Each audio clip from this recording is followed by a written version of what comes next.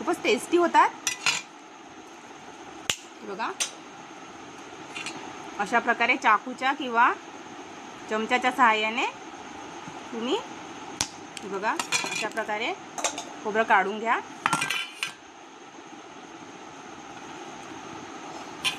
थोडा वेळ आपल्याला खोबरं काढण्याकरिता लागणार आहे, बाकी लाडू बनवण्याकरिता अगदी कमी वेळ लागेल।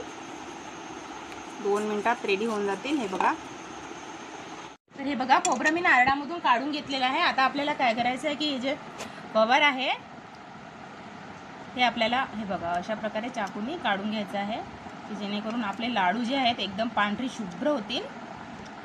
अशा प्रकारे चाकूनी काढून घ्या।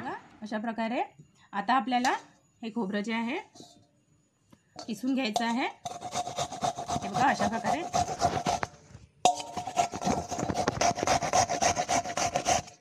ओला नारळ मी किसून घेतलेला आहे। आता आपण इथे इलायची पूड टाकूया आणि आपलं मिल्क मेड टाकूया। हे बघा मिक्स करून घेऊया। हे बघा आणखी थोडं मिल्क मेड टाकूया।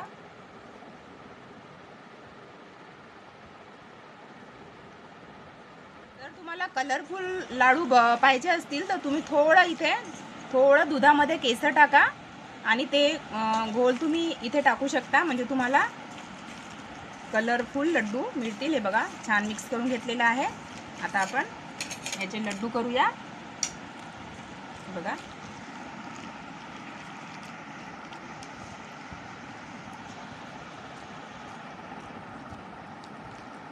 आहे की नाही मस्त रेसिपी, अगदी झटपट ओल्या नारळाची, टेस्टी आणि हेल्दी सुद्धा। हे बघा अशा प्रकारे तुम्ही सर्व लाडू तयार करून घ्या। एक तुम्हाला आणखी करून दाखवते। हे बघा